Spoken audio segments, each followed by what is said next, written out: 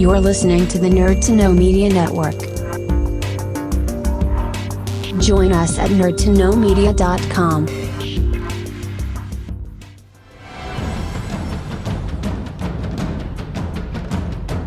Broadcasting from the Blanchistan Center, this is Phoenix FM. The internet is a communications tool used the world over where people can come together to bitch about movies and share facts. According to the Nerd Index, you should be upside down in a junior high toilet around the clock. This is We'll do it live! Time goes in, time goes out. Never miscommunication. It's over 9,000! My name is Foxy. The balls are in there.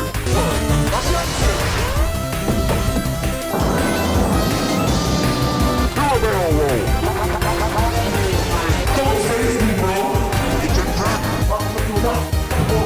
I'm a firing believer. Time to do. Hey, Charlie, wake up. Oh, God, oh, man.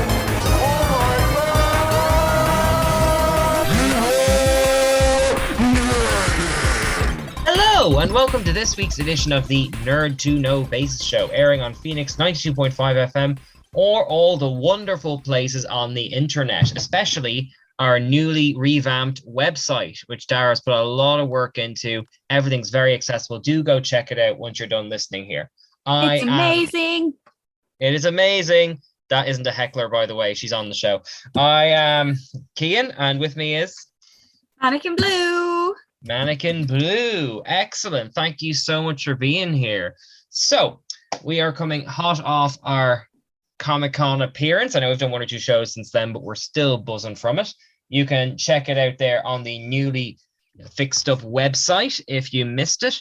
But we've got a lot of very exciting things to cover this week. We are actually starting a little bit later than usual behind the scenes info because we both watched She-Hulk just as it was going out.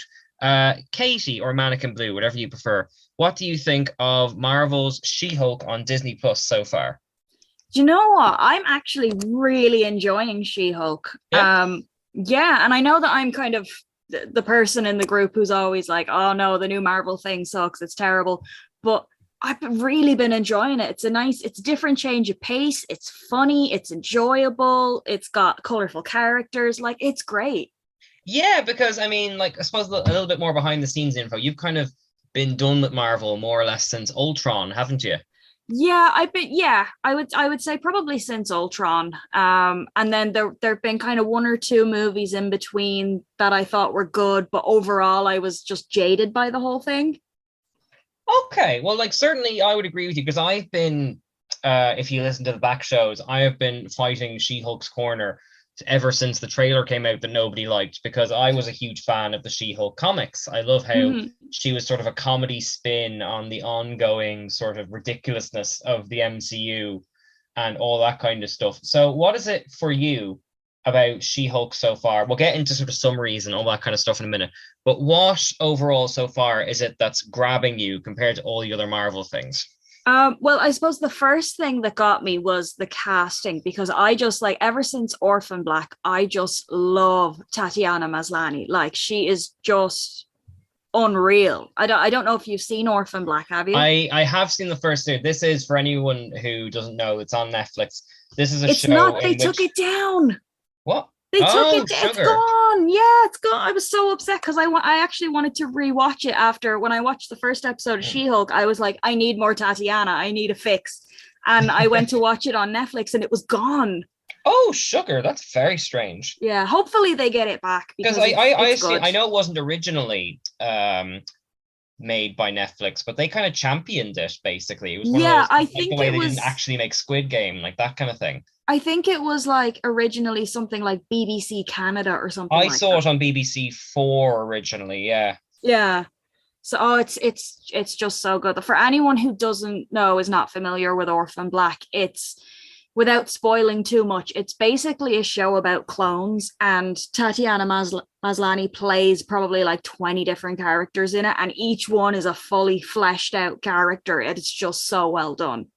That's exactly it. Yeah, this isn't an Orphan Black review. We won't go into the weeds in it, but yeah, basically she holds her own playing 3 versions of herself in the room. And it's not like that she is playing herself 3 times. They are all three-dimensional, completely different characters. Yeah. Chemistry with each other.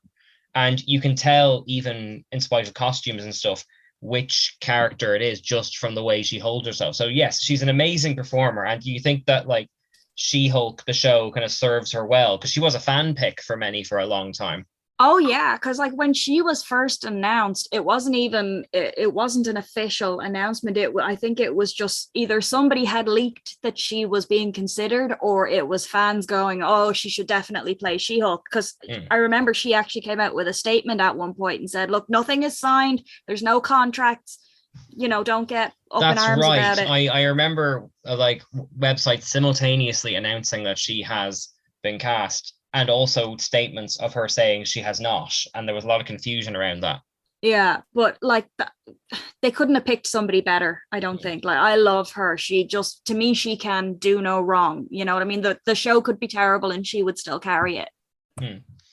And like, for anyone who like doesn't know kind of what it's about, all that kind of stuff, the basic gist of it is that, as you can imagine, She-Hulk is the Avengers Hulk's cousin, who accidentally gets Hulkified due to a car crash and blood and all this kind of stuff.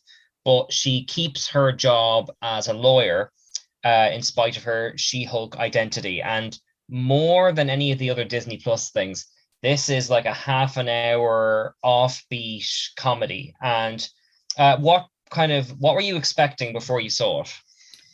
I didn't really know what to expect, because the trailer was kind of all over the place in terms of what the story was going to be. A lot of it seemed to be like, oh, the Hulk is training her how to be another Hulk and she's going to be a superhero, but also then she's going on dates. And it was just like there was no one way to pin it down.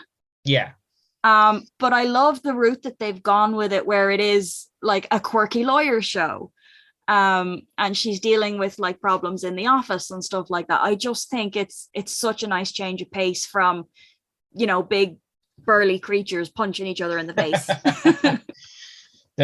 Much as I love this, yes, 2 Egyptian gods looking like a bird and a crocodile fighting over a pyramid that are 60 feet tall. Yeah. Well, now that had its place, and that was a cool moment. But it is nice to get something different. And I know that WandaVision tried to go a different route as well, but personally, I thought it wasn't well executed, and it was boring and hammed up, but that's my I disagree, opinion. but you've done enough episodes arguing about that. I get where you're coming from. Yeah, but like I think they kind of nailed it with She-Hulk, where it's, obviously she's got the aspect of, okay, I need to figure out how to be a Hulk, but also I don't really want to have to deal with that, because I've spent years building my career as a lawyer and I just want to be a lawyer. And then like navigating that, but also her family as well. I just think it's a lot of fun. Yeah, exactly. And like, it's worth stressing compared to the other, like, I've enjoyed all the Marvel Disney Plus offerings, but they do have that Star Trek Picard feeling of, this is a movie we've cut into 6 bits. And you could make the case that things like What If and maybe Hawkeye weren't that, but this is the biggest departure, at least so far, from that structure. Do you know what I mean?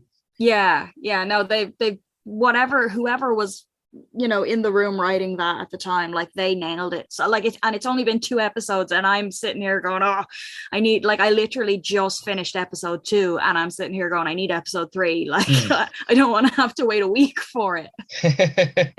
And it feels a bit like a revamp of Marvel on Disney Plus, because I mean, it's like I said a minute ago, all the sort of like the Falcon and the Winter Soldier, Moon Knight, they kind of felt like movies, like, as TV shows. But this is very decidedly a half an hour, kind of 20-minute sitcom thing with a beginning, middle, and an end. And interestingly, I think it could be about 20 episodes that have been commissioned, something big, something more in the traditional, this show runs for 3 months. Oh, and I hope it's just so. on all the time. And also interestingly, Daredevil has also been given a 20 episode type run, their kind of reboot of Daredevil. So do you think this is kind of like a testing the waters for a different type of Marvel show? I hope so. I genuinely do. And honestly, because I know that Daredevil's being moved over to Disney Plus as well. I would love to see some crossover between Daredevil and She-Hulk because they're both lawyers. We are getting it's in the trailers, yeah. Oh, I cannot wait. Like I would absolutely love to see that. And even some of the like there have been some cameos even in She-Hulk so far that I was pleasantly surprised by. Like you had a Jamila Jamil as Titania, and then you've got like what's his name, Tim Roth as well as the Abomination, as Abomination. Like I'm loving it so far. I really am. Yeah, it definitely, like, because the other Marvel Disney Plus things, they have had kind of Avengers-y kind of overlaps and that kind of stuff. Like obviously there was loads of them in WandaVision, and like kind of Baron Zemo came back and all that, but there was still a sense that in some of these shows they kind of everyone is in their own little zone. And certainly with the likes of Wong coming into She-Hulk and Daredevil, slight spoiler, he's in his yellow costume from the comics, like and like there seems to be implications of other cameos to come. This certainly feels like the first show apart from the likes of What If, where they're really just playing with the entire MCU, and literally anything could turn up at any minute, and you kind of have to keep on your toes about it. Yeah, no, it's I really, and even the Hulk being in it as well, obviously because they're related and stuff, like, but it's a nice touch that even there's scenes where she'll just call him on the phone and be like, hey, what's up, you know? Yeah, I was expecting, again, because I'm so trained, like, I think, I don't know if it's the same for other people, when I watch a Marvel thing, I kind of go, okay, this is all in the MCU, but I know Tony Stark, Captain America, and Thor aren't going to turn up. And I know that there's like a tiered system where some people will appear in Agents of S.H.I.E.L.D., no one will appear in Jessica Jones, that kind of stuff. And that has slightly extended to the Disney Plus shows, unless it's about Hawkeye, about Vision, that kind of stuff. So I think it's nice that I was honestly not expecting the Hulk to be in it as much as he is.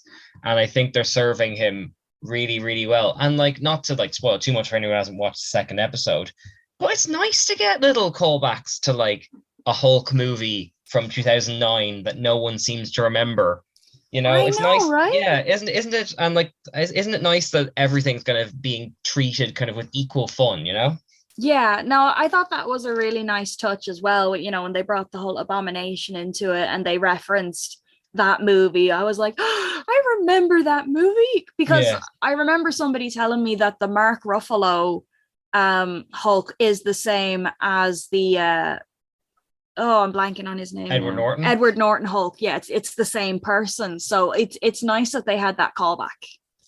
Yeah, it's always been kind of dubiously canon, because it's sort of, the movie is not owned by Marvel in the same way that like the Tom Holland Spider-Mans aren't quite owned by Marvel. Yeah. But certainly like Thunderbolt Ross and some of the other characters have kind of stayed in the orbit. So yeah, it's just nice to see everyone coming back, and like we're getting references to things like Shang-Chi now and all that kind of stuff. And like, but even irrespective of like the MCU connections and all that, it does seem to be a very nice, lively show that doesn't hang around. It's like the characters are very energetic coming out of the gate. It gets on with its own premise. Again, going back to the Disney Plus thing of like, with the 6-episode movie thing, you kind of have to wait until episode 3 to get a measure on what's going on. And this does not feel like it's kind of wasting our time, if you know what I mean. Yeah, there's not a whole lot of waiting around, like, because each episode is only a half hour as well. I think that now I would be perfectly happy if the episodes were, 45 minutes or an hour, but even the fact that they're half hour each, they don't waste any time. They get straight to the point. Like even in the first episode, within the first 5 minutes, she's literally like, this is how I became a Hulk. Yes, and actually the talking to the camera is a lovely little touch. That's very, I know it's sort of a standard like comedy thing to kind of like talk to the camera, but it gives me big nostalgic thoughts of like when you got the green thought bubbles above characters' heads and all that kind of stuff, which hasn't quite been able to translate to movies just yet. Yeah, like I'm totally okay with the fourth wall breaking, and because they don't overdo it as well. They don't do it too much. Yeah. No, they pick their moments, and I really hope that like if She-Hulk crosses over into like something serious like Daredevil or something, she'll just keep doing it. I would Even if I it would makes- love to I'd love to see her and like Deadpool get together, and because he breaks the fourth wall a lot as well, so it would be funny to see, would they interact with each other, or what would happen. Yeah, well, I mean, that's the nice thing about that was always a nice thing about She-Hulk in the comics, is that she was kind of, in a weird way, she was like the epicenter of the Marvel universe, because people just came to her quite casually. Like she happened to go out with J. Jonah Jameson's son for a long time. So you got like Spider-Man via that kind of thing. And because she represented all these different super villains and all this kind of stuff. So it'd be nice if, like, a bit like, again, the What If, there's a nice flavor of all of Marvel through here, and not kind of taking itself too seriously, because like something as big as Marvel now, you kind of have to laugh at it a little bit, or it goes to like, DCU levels of absurd. Not DCU, the university, the DCEU. sorry, college. I'm sure you're great. Looking at you, DCU. Superman graduated from there. It's all gray. No, but yeah, yeah, exactly. Dara told us not to insult any organizations, and I go do that. No, DCEU. Shout out to DCU for actually having teacher training courses. Well done. Not many of those around. But yes, the DCEU, where it's like Marvel's now the biggest brand in like the world. And like, it's when you're that big, you're also kind of that fragile, if you know what I mean. Yes. So like, it's nice to have this little offbeat thing where it's like, it's having fun with itself, but it's not like kind of completely undoing the reality of the world and all that kind of stuff, So I am very impressed so far, and I'm looking forward to seeing what they do next. Yeah, and controversial opinion, I'm going to put my hand up and say it. The CGI is not actually that bad. I like the CGI. Well, I didn't notice it, which is kind of a nice thing to say about CGI. That's what a lot of people were complaining about in the for the trailers. They were like, "Oh, the CGI is so bad, it's terrible." Once you get into the show, it's not actually that bad. Yeah, I mean, a little bit during the training montage with the two Hulks, but that's just because you become slightly desensitized to it. Yeah. When you see it that much, Yeah, exactly. And like a lot of it's very strategically done in dark light as well. Yeah. No, I highly recommend anyone who like enjoys the MCU or just wants to kind of laugh at the MCU. It's 2 episodes out so far. It's solid. For anyone on Disney Plus, also, we're getting Thor: Love and Thunder on September 8th, which I think is Disney Plus Day, if such things exist, because we're also getting an Obi-Wan Kenobi documentary on there. Did you see Thor: Love and Thunder when it came out? I didn't. I haven't heard kind things, so I thought I would wait until it came out on Disney Plus. Really? Okay, because all the I saw it, and all the feedback from my friends was glowing. Okay, well that's promising, because I do enjoy the Thor movies. Well, now I haven't seen Dark World, but I've heard nothing but bad things about that. But you obviously haven't been talking to Dara. I've seen the first one, and I've seen Ragnarok, and I know a lot of people didn't really like Ragnarok, but I thought it was fun. We must work in different circles, because again, loads of my friends love Ragnarok. Yeah, I thought it I love the absurdness of Taika Waititi. I really enjoy him. So, for me, it was. Now, obviously, it was a weird movie. It was super weird, and it was total change of pace for Thor as well. But I still enjoyed it. Oh yeah, completely. Like, there is something to. Oh, we mentioned Thor: The Dark World, and now Dara's arriving. Dara's ears are burning. All right, ahoy! What was this all about? Thor: The Dark World, great movie. We are moving on. We're going back to it. We've just finished our lengthy discussion of She-Hulk. You missed the Marvel segment, but it's lovely to see you. It is. I decided to grace everybody with the presence. Hello, friend. Hello, everybody. We feel honored. Yes. So in closing, Thor: The Dark World is poorly represented. It's fantastic. Not like the one that followed it, which is nearly up there with J.J. Abrams' War Crime.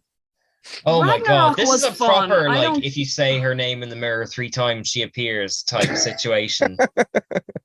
Do you just like listen to see if anyone brings up Thor and like or jump Star Wars. like if it came up in a cafe with like people you didn't know, would you just drop from the ceiling?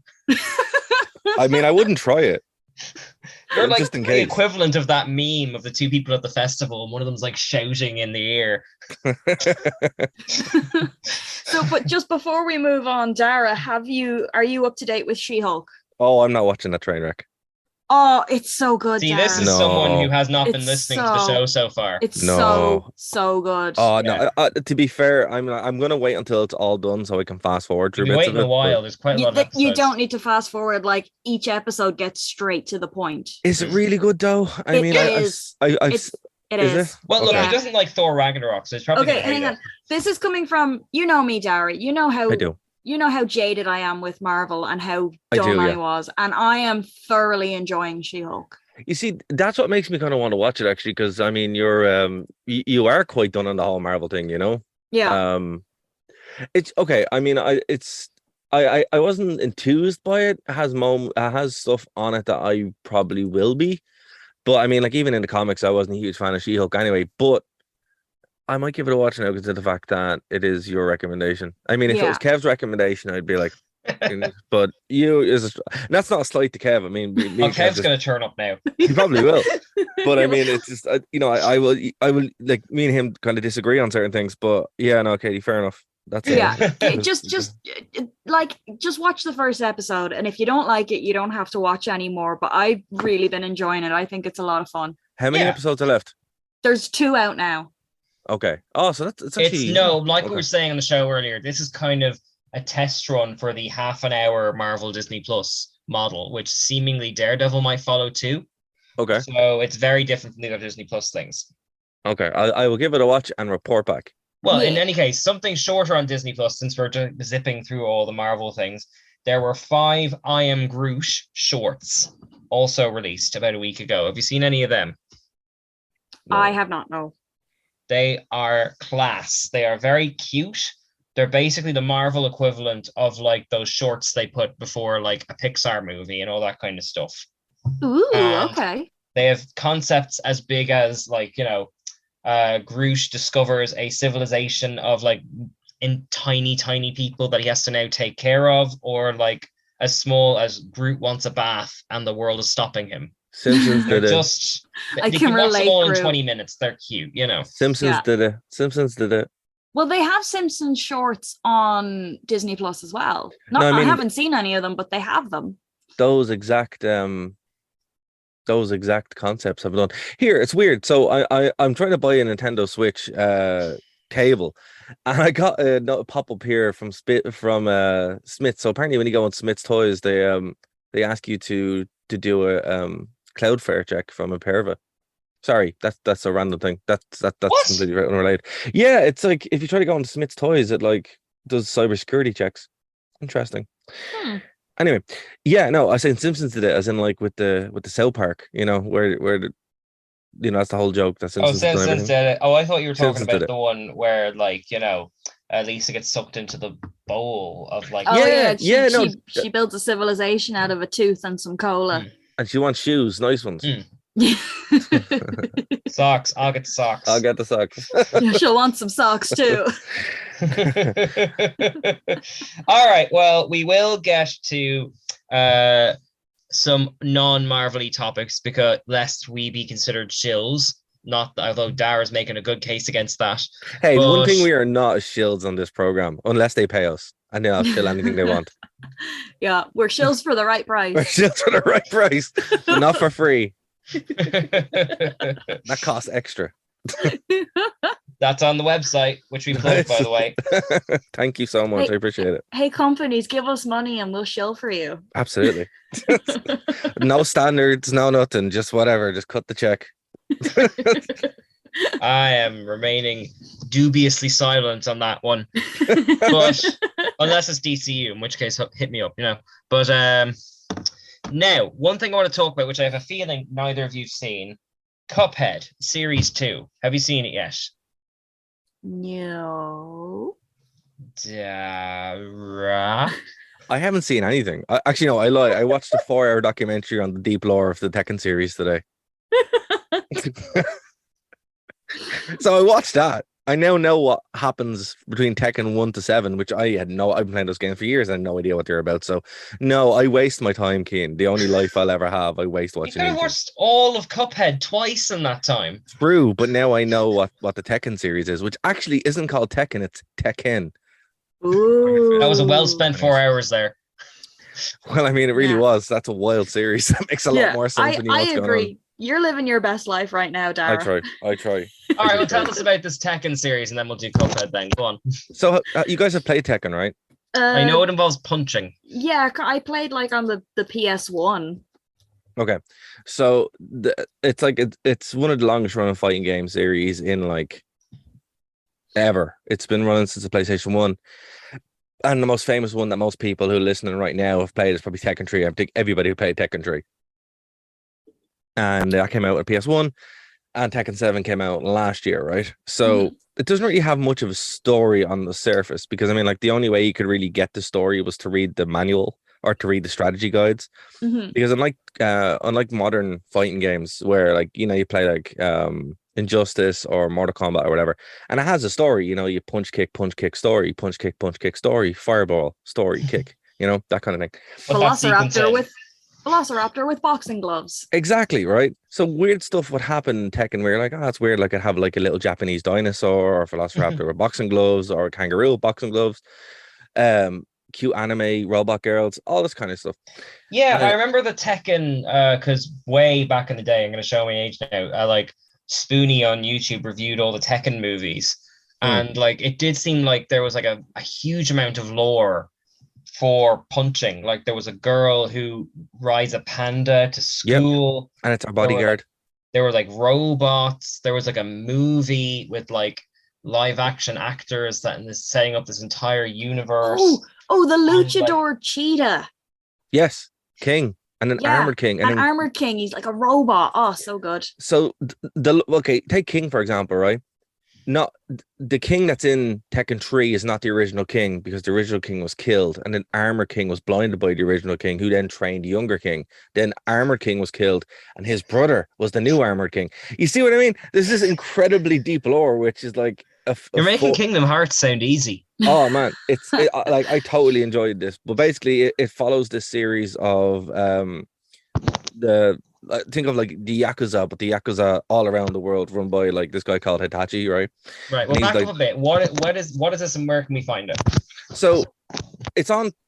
Well, if you own like a PlayStation 4 or any kind of PlayStation series, that's where they were on. But so I guarantee most of the audience have played some Tekken series, and they're on like the virtual console, that kind of stuff as well. Like, they're I will say, as far as the games goes, the PlayStation 2 was really like the pinnacle, but Tekken 3 is on PlayStation 1 is really good. 4 and 5 are fantastic, and 7 is pretty good as well. But you can get them, but they're mainly on the PlayStation. But they were on the Xbox as well. But I've always played them on the PlayStation, almost exclusively.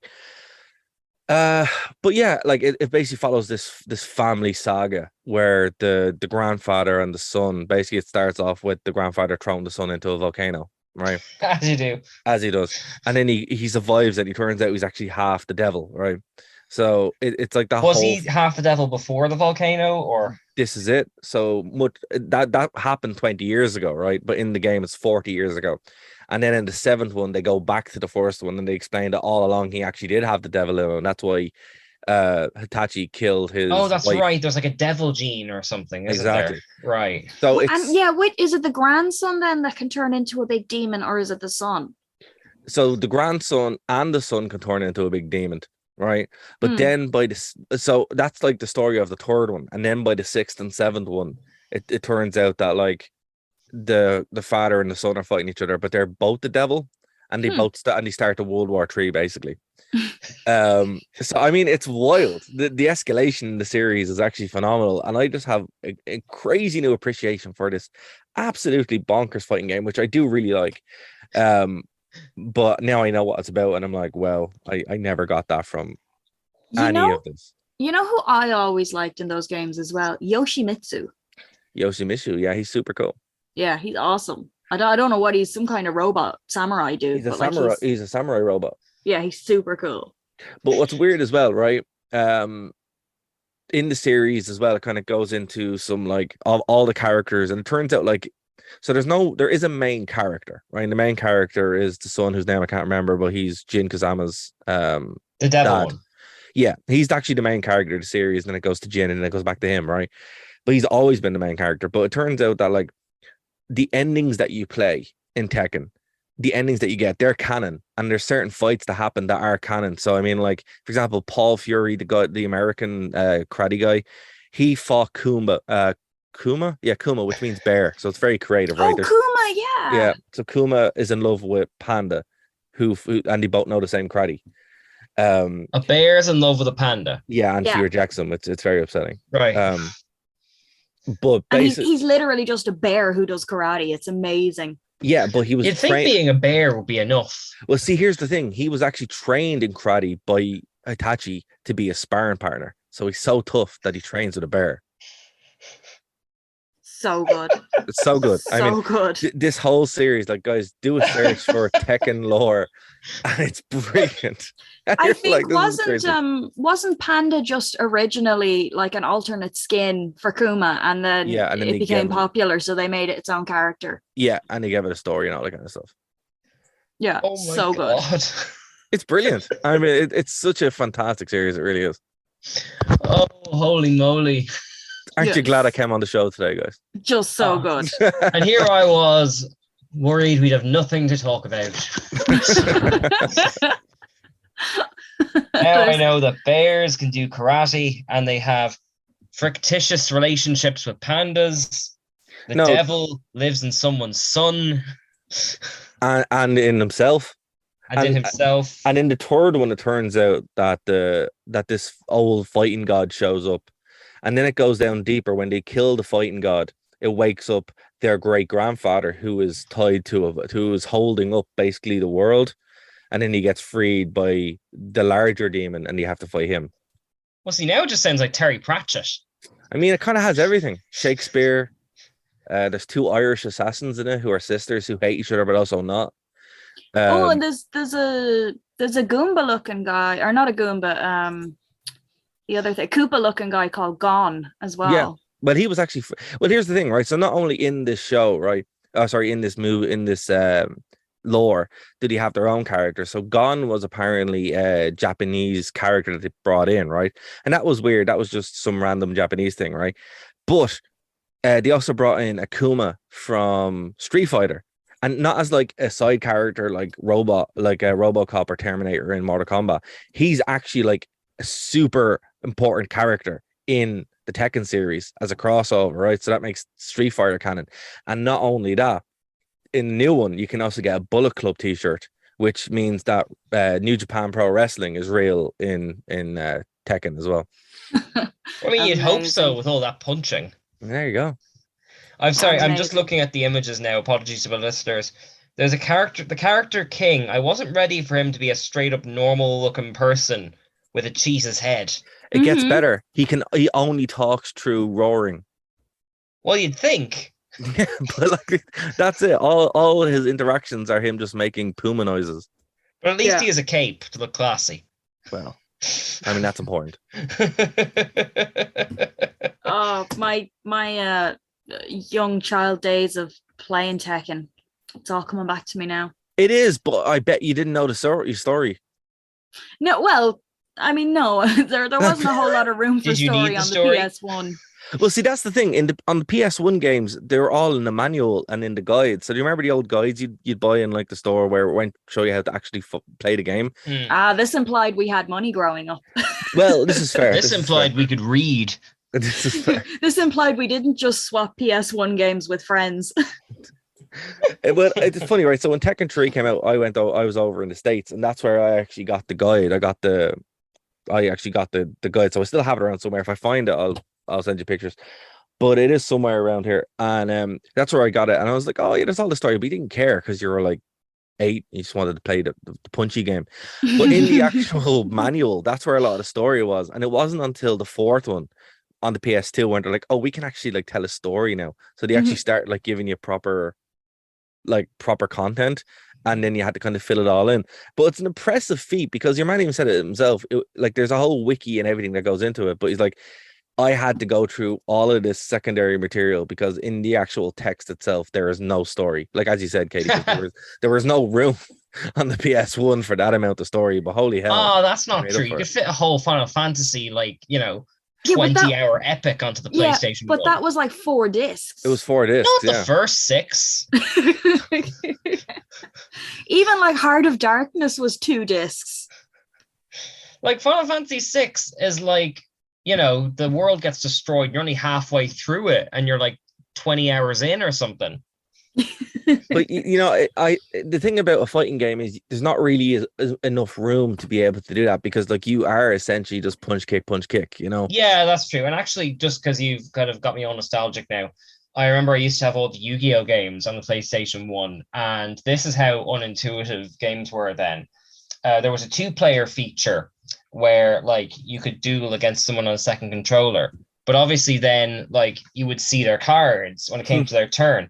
So they had space in the little booklet so that you could number each of your cards, hide what it was, and they expected you to do this for all 40 of your cards in each deck so that you could play against your opponent in peace. Because like it's just, video games were new and they expected you to put the work in, damn it. Well, here's the thing. We complain about that, but in the 80s... I'm not complaining. I think it was amazing. No, but in the 80s, right, that's like milquetoast compared to what they used to do in the 80s, where they'd code their own games on the Spectrum, apparently. So you got the ZX Spectrum, and like you'd buy a game magazine, and they just give you the code, and you have to sit there and type the code out, and then that's how you got your games. Or like even Metal Gear Solid, where you had to read the back of the game case to get the codex number. Yes, exactly. And when you were fighting Psycho Mantis, you had to take your controller out of the player 1 port, put it in the player 2 port. I mean, that's it. Like kids these days don't understand what they have. They really don't. So true that like Takeshi's Challenge, you had to like sing into the Super Nintendo in order to pass a segment of it, and if you didn't do it right, you had to start again. That was on the 3DS, I heard as well, where you had to sing into parts of it, and there's just like footage. Well, like of a people in Japan 3DS, like the technology's there to make it work. I'm talking these blocky things in the 80s, Well, did you know that the Dreamcast, they had a game called Seaman, right? Or Sea Person, can't remember what it's called, but it's basically this like fish person that had a face. All right, I'm not joking. I can't remember what. I think it's called Sea Person or Seaman. I'm not too sure. And it's like a cod, but like it talks to you, and it'll just be on the screen the whole time. And it was like the precursor of like Google Assistant, where like instead of having a friendly English woman, it was like this hellspawn just been like hello. You're like, it's freaky. So I mean, that's all they could horrifying. do. I just looked it up. Do you look it up? Yep. Yeah. Seaman, that's it. It was, it's horrifying. It really is. It's like an anglerfish, but with a human face. But you could talk to it, Katie. You could actually sit there and have a full conversation with it. No, thank you. Back in 1999 on the Dreamcast. So it's like it all depends on like the power. Like the discs were the problem because you could only put so much space on them.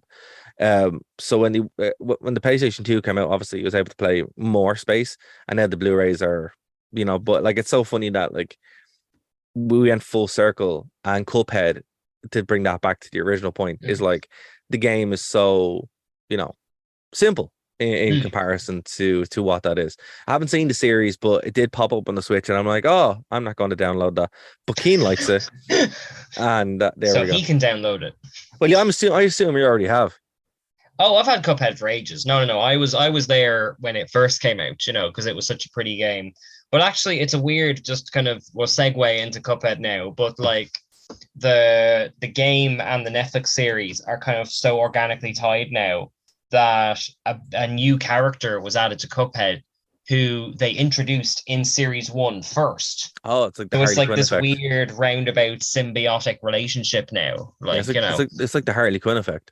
Yeah, exactly. Like, but no, it's no, series 2 is out now, and I know you two haven't seen it, so I won't go into like too much detail. but it's really, really good. 13 new episodes, all top quality. It really picks up around episode 3 because there's a half an hour pirate epic, which involves songs and like mixing different styles of animation. Like at one point they're going through like a ship graveyard and it's full on just stop motion claymation with like no attempt to hide it. And they've got like battles with giant crabs and like sword fights and all that kind of stuff. And like the music's top notch. And yeah, it seems like they've really raised their game on this series because there's more episodes. They're longer, but it's still got that lovely charm. It's still got like it's still got that weird horror bent to it too, where like there's an episode where they get stuck in a land of sweets that tries to eat them.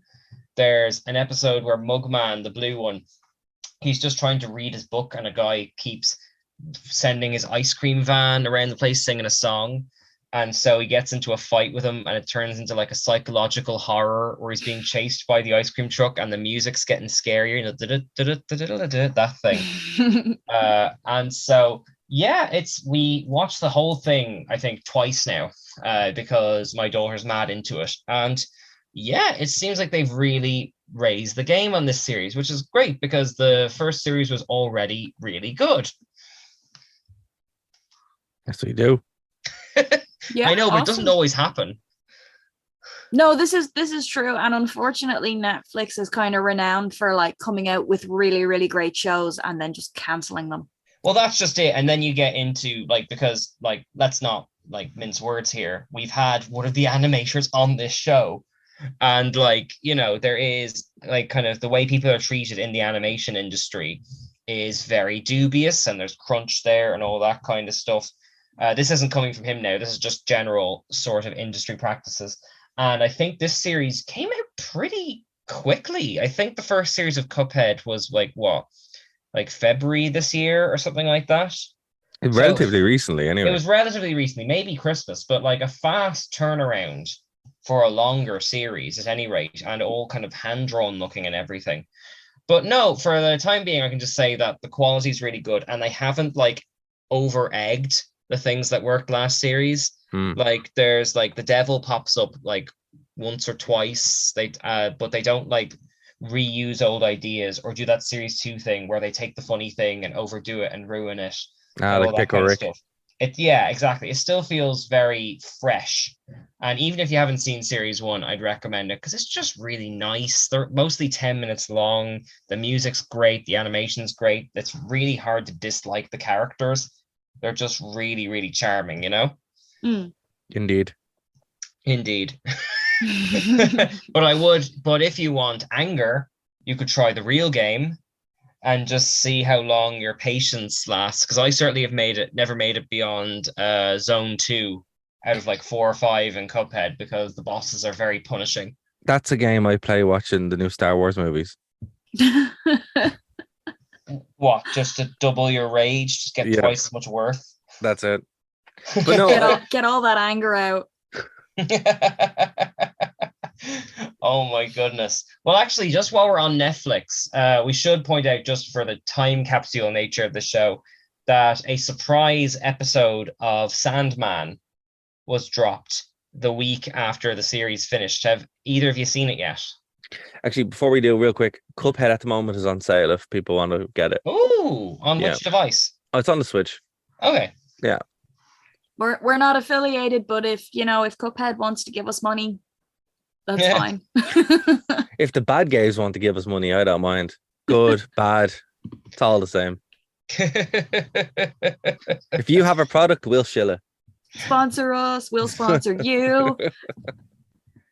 Guys, I have a reputation to uphold. Yeah, but we also need to eat, right? That's true. The lights need to be kept on. The media needs to be nerded. They're going to take my thumbs. My kids need shoes. Oh my goodness. But I do want to say very quickly, either of you seen the new Sandman episode? No, I haven't, no. Not the new one, no. We won't dwell on it now because we spent an entire episode last time just like kind of covering all the Neil Gaiman-ness. But yeah, just to say it's really, really good.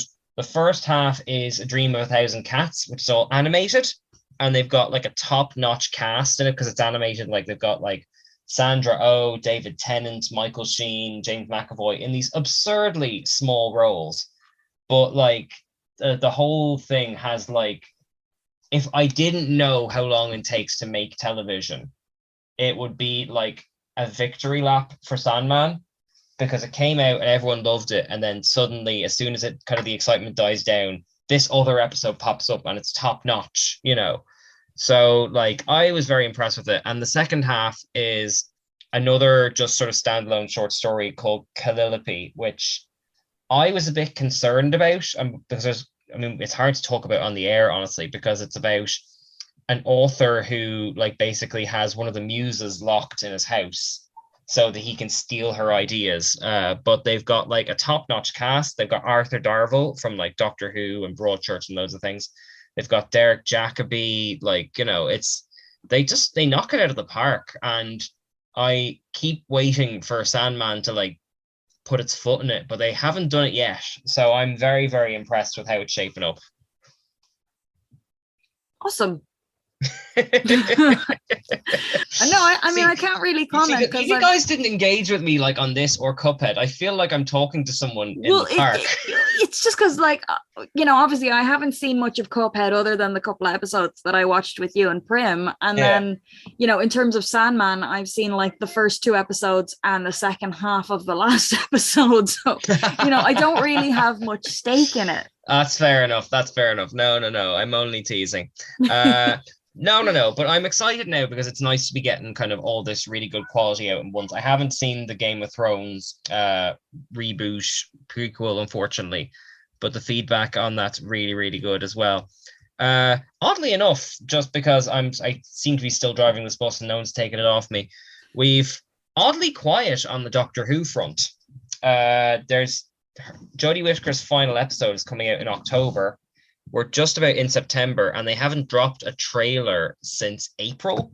And there hasn't been any images released. The only updates we've gotten are for the 60th anniversary, which is not coming this year. So something really weird is going on with this anniversary thing. I assumed that they were just going to leave it late to hype it up and get all the photos out of the way of the new Doctor and all that kind of stuff. But no, it's like quiet as a grave on the Doctor Who front, and I have no idea what's happening there. Yeah, I don't know. Like, are they building tension, or, you know, or did somebody drop the ball with the marketing, or are they just like, what's going on? Yeah, that's exactly it. And initially I thought, okay, they're filming the 60th anniversary with the How I Met Your Mother actor Neil Patrick Harris in it, like David Tennant's back. You don't want to confuse people by advertising 2 sets of Doctor Who episodes at once. Fair enough. But that all stopped about a month or 2 ago, and there still hasn't been an update. And I hope it isn't a deliberate thing on the BBC's part, because it's got that sort of Rise of Skywalker feel where it's like, we're going to release it and forget about it. Kind of thing. No. You know what I mean? I really hope that isn't what's going on, because it's not fair on her or the people involved. Like, wait, I heard Rise of Skywalker. What? No, seriously, it's not a bit. What happened? Welcome back. I listened to you talk about a bear doing kung fu, and you couldn't listen to 2 minutes of Doctor Who. No. Karate, Keen, karate. No, karate, exactly. Get it right. Oh, my mistake. Sorry. The specific form of karate that the family teaches. Anyway, no, it wasn't listening. It's just that when I hear Doctor Who, I just phase out because I've been hurt so badly. Of existence. Your eyes just automatically glaze over. I'm just like, oh God, Jodie Whittaker, no. Oh, like oh, Homer's man, brain no. just like floating out of his body. No, what I was saying was that like there hasn't been any marketing for the special, and it's coming out in about a month by the looks of it. And so hold on, I was comparing it to the Rise of Skywalker, where even though that movie was hyped to the nines because of all the fallout of like episode 8 and all that kind of stuff, there was this pervading feeling of, we're going to release it and then we're going to not talk about it. We're just going to get the heck out of Dodge, like, you know, and I hope that's me projecting onto the situation, but certainly that's what I get for like an end of an era type thing, you know? Well, it's probably going to be terrible, but you're going to love it. Or you're going to see the good in it. You're going to be like, everyone's going to watch it. I won't go in with a hatchet if that's what I mean. It doesn't mean I'll necessarily love it. I know, but it's always funny, Keen, when it's like, what is it? You're like, oh, it's grand. And you're like, well, I'll tell you what, it's wonderful. already got my bugbear up already because they are bringing back 2 companions from the 80s. And obviously that's really exciting because they're 2 of the best ones. Oh, okay. But like in the little trailer, like is it Sarah Jane, is it they're bringing back? No, she's passed away, unfortunately. Oh yeah, but that doesn't matter. They can just CGI her, it's fine. You can't CGI like for an entire episode. Like, you can. They did that for Rogue One. They've done it for movies. They did it for Stranger Things. Yeah. I mean, okay. Well, that doesn't mean anything. Well, but no, it's not Sarah Jane at any rate. No, it's Tegan, who was the 5th Doctor's companion in the 80s, the Australian one, and Ace, who was the 7th Doctor's, the one who was basically like Bart Simpson with grenades and like baseball bats and all that kind of stuff. They were good ones with grenades. Oh, seriously, look up Ace on like YouTube. Ace Doctor Who. Like her claim to fame is like taking a baseball bat and beating a Dalek to death. Nice. Just on point of principle. And like her running gag is that she just carries homemade explosives. Like, you know, she's excellent. But anyway, like I bring that up because like in the little teaser trailer, which again was released in like April, and there's been nothing since, like it's got a little snippet of them saying, I haven't seen the Doctor in 40 years. I haven't seen him in 30 years. And like that little the Star Wars books aren't canon alarm starts going off in your head because like, no, there's been a million comics and radio plays and a book that the actor who plays Ace wrote this year. Like, you know, she's in it.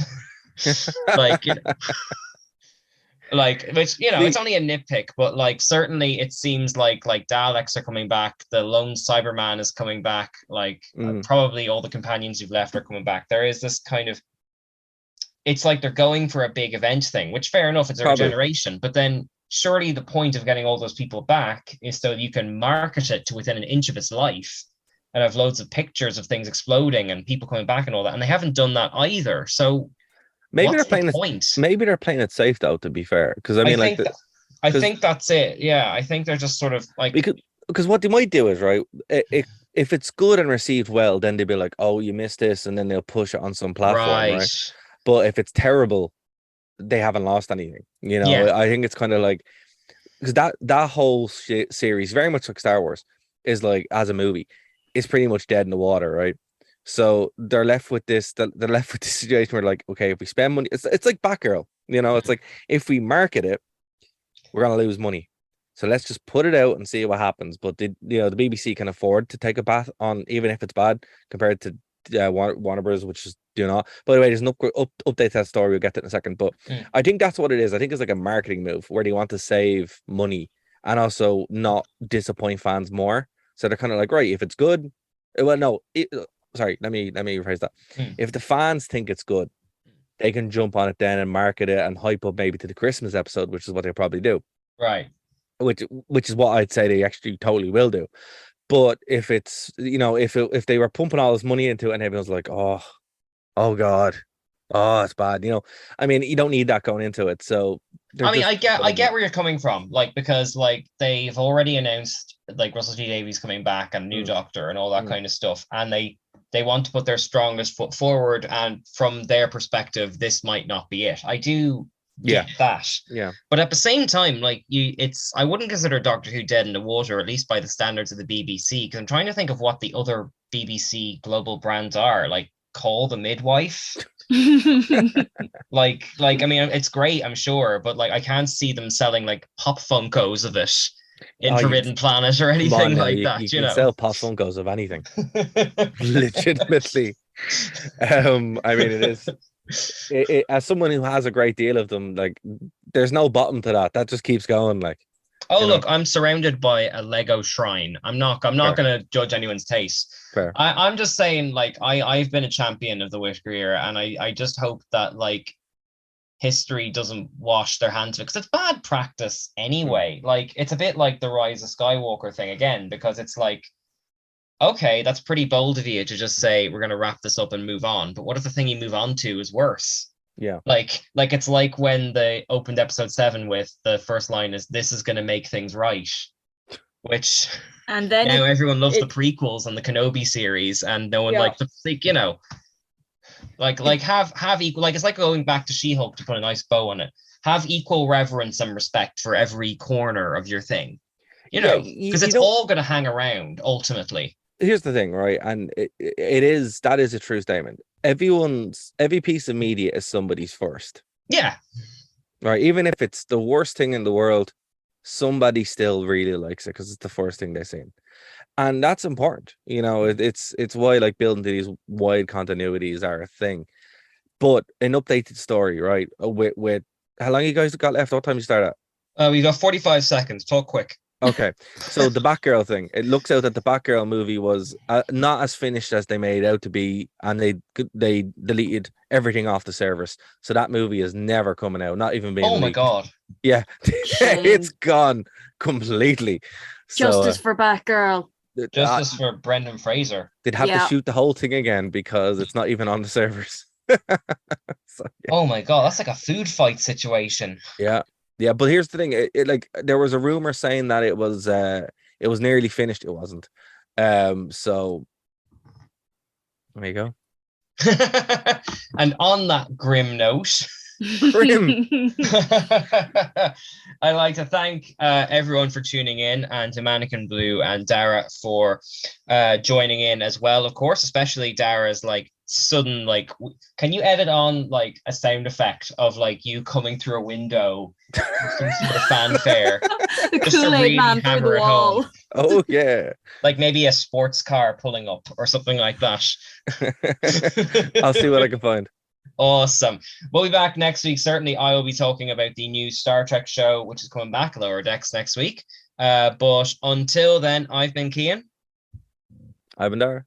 And I'm Mannequin Blue. And we'll see you next time. Bye-bye. Bye. Join us at nerdtoknomedia.com. All right, so you're listening to the podcast. You're like, hey, I'm not in Ireland. How do I get in touch? Well, TuneIn has you covered. That's how you can check us out live when we're on the radio. You go to TuneIn and download the app, or you can check out the live streams on nerdtoknomedia.com or Phoenix 92.5 FM. If you want to get in contact with us, it's very easy. Nerd to Know Media everywhere. Nerd to Know Media on Twitter. Nerd to Know Media Instagram. Nerd to Know Media on Twitch. Nerd to Know Media at gmail.com if you want to reach out via email. Hope to hear from you soon.